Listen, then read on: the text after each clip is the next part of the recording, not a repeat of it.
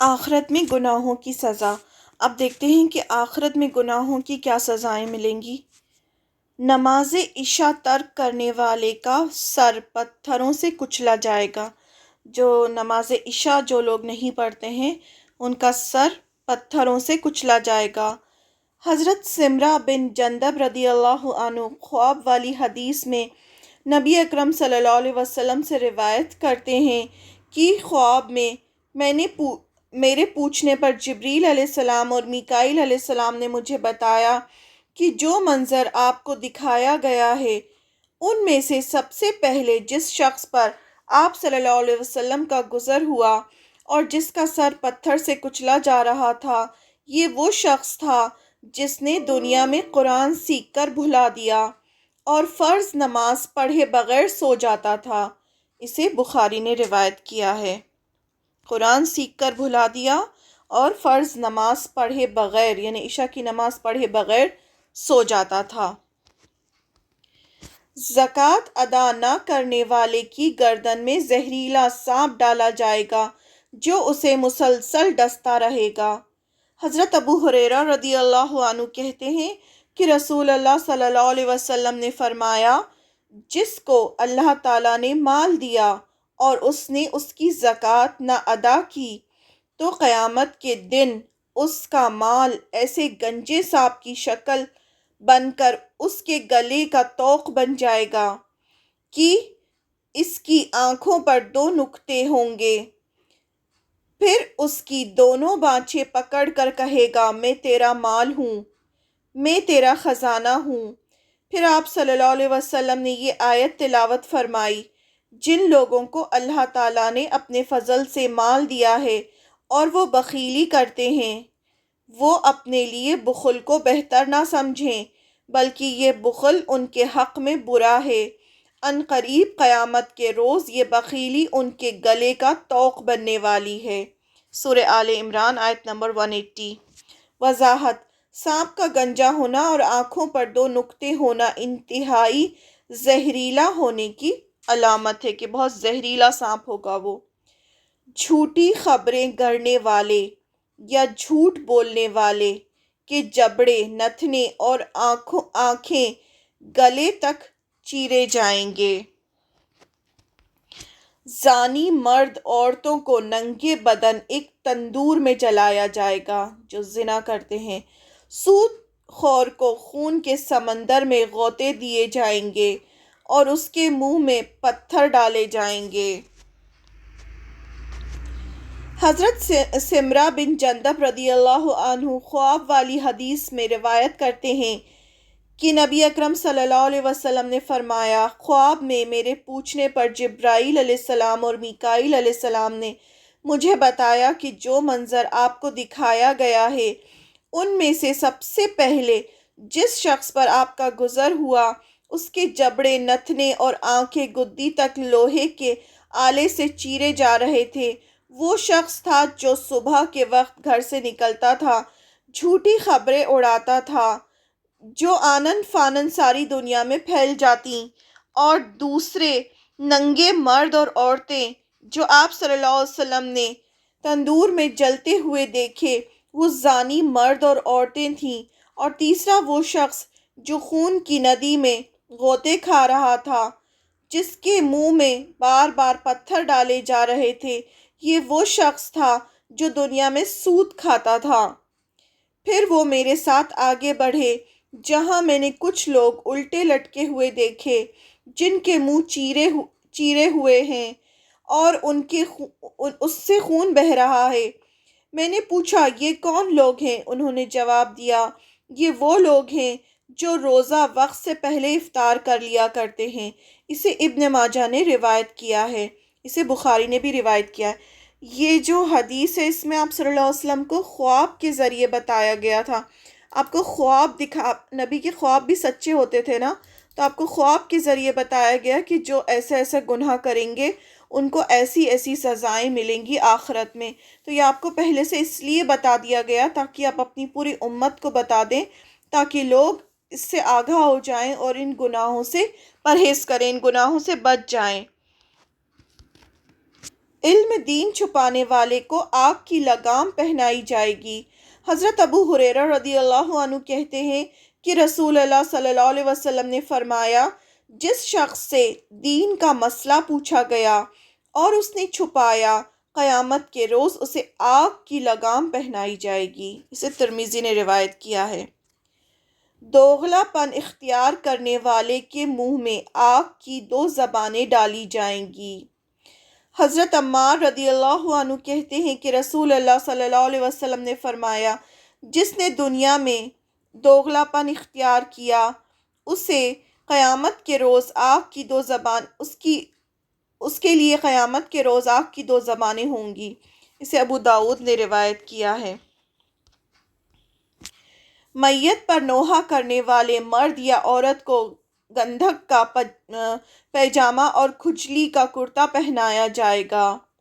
حضرت ابو مالک اشعری رضی اللہ عنہ سے روایت ہے کہ نبی اکرم صلی اللہ علیہ وسلم نے فرمایا، میری امت میں زمانہ جاہلیت کے 4 کام ایسے ہیں جنہیں لوگ نہیں چھوڑیں گے: اپنے حسب پر فخر کرنا، دوسروں کے حسب پر تانا زنی کرنا، تاروں سے بارش طلب کرنا اور مرنے والے پر بین کرنا۔ نیز رسول اللہ صلی اللہ علیہ وسلم نے فرمایا، بین کرنے والی عورت اگر مرنے سے قبل توبہ نہیں کرے گی، یعنی مرنے سے پہلے توبہ نہیں کرے گی، تو اسے قیامت کے روز کھڑا کر کے گندھک کا پاجامہ اور کھجلی کا کرتا پہنایا جائے گا۔ اسے مسلم نے روایت کیا ہے۔ خودکشی کرنے والے کو جہنم میں خودکشی کرنے والے طریقے سے مسلسل سزا دی جاتی رہے گی۔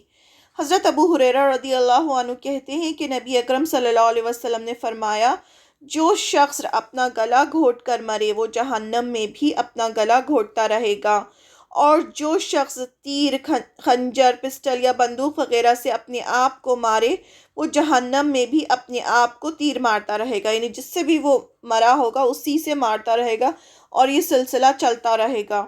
اسے بخاری نے روایت کیا ہے۔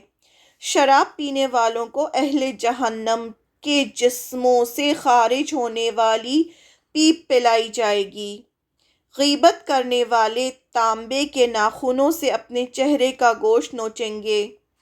ظلم کرنے والے اندھیروں میں ٹھوکریں کھائیں گے۔ ایک سے زائد بیویوں کے درمیان عدل نہ کرنے والے کا آدھا جسم مفلوج ہوگا۔ دوسروں کے معاملات کی ٹوہ لگانے والوں کا دوسروں کی باتیں چھپ چھپ کر سننے والوں کے کانوں میں پگھلا ہوا شیشہ ڈالا جائے گا۔ تکبر کرنے والے کو چیٹیوں کے اجسام یعنی جسم دے کر ذلیل کیا جائے گا۔ دوسروں کے ساتھ مذاق کرنے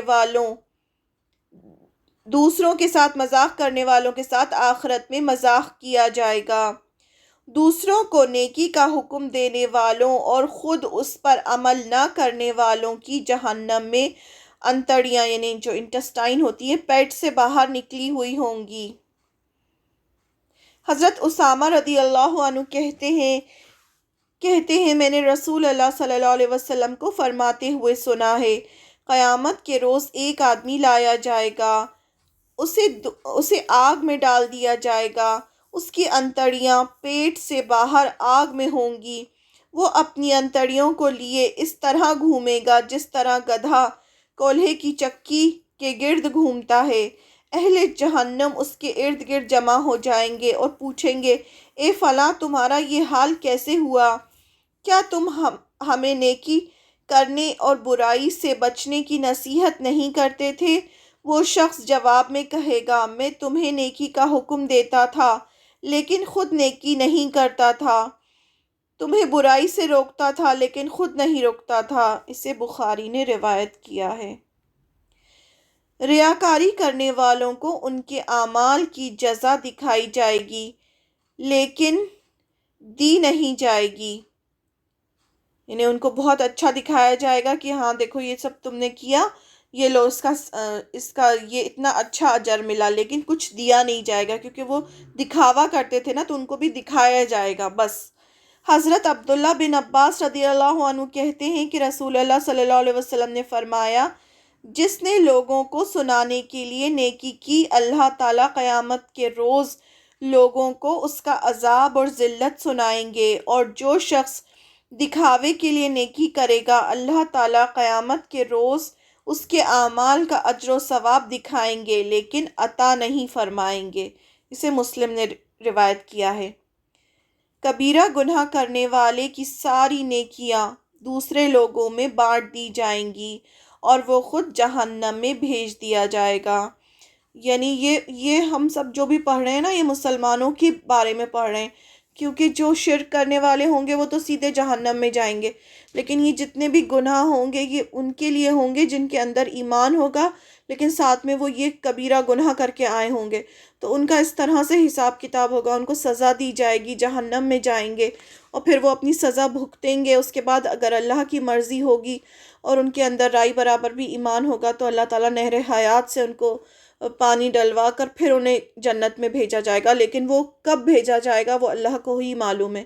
تو اس لیے کہا گیا ہے نا کہ انسان کامیاب کون ہوگا؟ جو بغیر جہنم میں جائے سیدھے جنت میں چلا جائے گا، وہ انسان کامیاب ہوگا۔ جو یہ گناہوں سے بچتا رہے گا، کبیرہ گناہوں سے، فحائش سے، بیہودگی، بے حیائی سے بچے گا، اور جو سیدھے جنت میں جائے گا وہی کامیاب ہوگا۔ ورنہ یہ جو کبیرہ گناہ جو انسان جانے انجانے میں کرتا ہے تو اس کی یہ سزائیں اسے بھگتنی پڑیں گی، اور پھر اس کا حساب کتاب بھی ہوگا۔ اگر اس نے کسی کے ساتھ ظلم کیا ہوگا تو اس کے سارے جتنے بھی نیکیاں ہوں گی وہ اس کو دے دی جائیں گی جس کے ساتھ اس نے ظلم کیا ہوگا۔ تو یہی فرمایا جا رہا ہے، کبیرہ گناہ کرنے والے کی ساری نیکیاں دوسرے لوگوں میں بانٹ دی جائیں گی اور وہ خود جہنم میں بھیج دیا جائے گا۔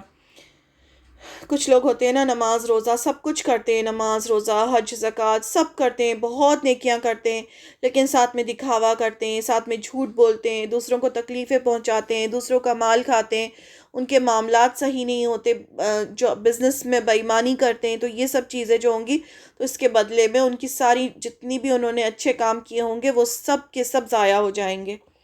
حضرت ابو ہریرہ رضی اللہ عنہ سے روایت ہے کہ آپ صلی اللہ علیہ وسلم نے فرمایا، جانتے ہو مفلس کون ہے؟ مفلس کا مطلب ہوتا ہے غریب۔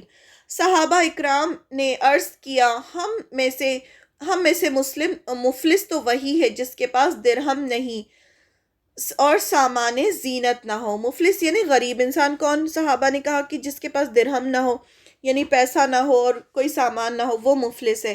آپ صلی اللہ علیہ وسلم نے فرمایا، میری امت میں مفلس وہ ہے، دیکھیں آپ، میری امت میں یعنی مسلمانوں میں مفلس وہ ہے جو قیامت کے روز نماز، روزہ، زکوٰۃ جیسے اعمال، نیک اعمال لے کر آئے گا، لیکن اس کے ساتھ کسی کو گالی دی ہوگی، کسی پر تہمت لگائی ہوگی، کسی کا مال کھایا ہوگا، کسی کو قتل کیا ہوگا، کسی کو مارا ہوگا، تو حقداروں کے بیچ اس کی ساری نیکیاں بانٹ دی جائیں گی۔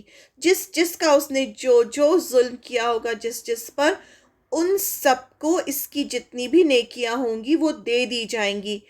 اگر اس کی نیکیاں ختم ہو جائیں گی تو حقداروں کے گناہ اس پر ڈال دیے جائیں گے۔ اب جیسے اس کے پاس نماز، روزہ، حج، زکوٰۃ سب ختم ہو گیا، تو ابھی بھی لوگ آتے جا رہے ہیں جن پر اس نے ظلم کیا تھا، تو کیا ہوگا؟ ان کے جتنے گناہ ہوں گے لوگوں کے، وہ گناہ اس پر ڈال دیے جائیں گے اور اس طرح وہ جہنم میں پھینک دیا جائے گا۔ اسے مسلم نے روایت کیا ہے۔ تو وہ انسان جو ہوگا وہ سب سے زیادہ مفلس ہوگا، غریب ہوگا، جس کے پاس اب نیکیاں ہوتے ہوئے بھی وہ اپنی اس کی ساری نیکیاں دوسروں کو چلی جائیں گی اور دوسروں کے گناہ اس پر آ جائیں گے۔ حشر میں لوگ اپنے اپنے گناہوں کے مطابق پسینے میں ڈوبے ہوئے ہوں گے۔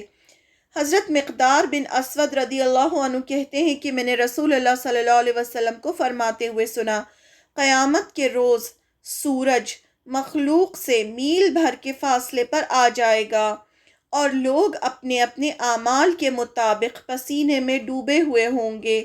کوئی ٹخنے تک ڈوبا ہوا ہوگا، کوئی گھٹنے تک، کسی کو پسینے کی لگام لگائی ہوگی۔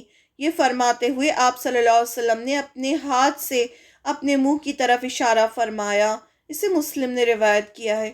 یہ بھی اللہ تعالیٰ کی مہربانی ہے کہ اللہ تعالیٰ نے آپ صلی اللہ علیہ وسلم کے ذریعے سے ہمیں یہ سب بتا دیا پہلے ہی، تاکہ ہم اپنے آپ کو بچا لیں۔ دوڑو اور نیکیوں میں جلدی کرو۔ توبہ استغفار کرنے میں بہت جلدی کرنی چاہیے۔ سورہ آل عمران کی آیت نمبر 133 ہے، لوگوں دوڑو اپنے رب کی مغفرت حاصل کرنے کے لیے اور جنت حاصل کرنے کے لیے جس کی وسعت زمین اور آسمانوں جیسی ہے، جو متقی لوگوں کے لیے تیار کی گئی ہے۔ تو اللہ تعالیٰ نے پہلے ہی ہم سے کہہ دیا کہ اپنی رب کی مغفرت کرنے کے لیے اور جنت حاصل کرنے کے لیے دوڑو، یعنی اچھے اچھے کام کرو۔ حضرت ابو ہریرہ رضی اللہ عنہ سے روایت ہے کہ رسول اللہ صلی اللہ علیہ وسلم نے فرمایا، نیک اعمال بجا لانے میں جلدی کرو، ان فتنوں سے پہلے پہلے جو اندھیری رات کے حصے کی طرح ہوں گے۔ صبح کے وقت آدمی مومن ہوگا اور شام کے وقت کافر ہو جائے گا، یہ شام کے وقت مومن ہوگا اور صبح کے وقت کافر ہو جائے گا۔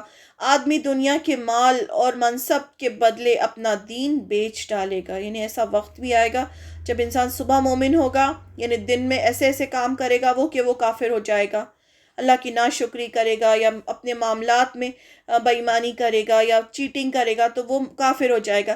رات کو وہ ایسے کام کرے گا، اب دیکھیں رات کو بہت سارے لوگ ہیں جو نیٹ پہ بیٹھے ہوتے ہیں اور پتہ نہیں کیا کر رہے ہوتے ہیں، تو کیا ہوتا ہے رات کو مومن ہوتے ہیں لیکن جب صبح اٹھتے ہیں تو وہ کافر ہوتے ہیں کیونکہ انہوں نے رات کو اتنے گناہ کیے ہوتے ہیں۔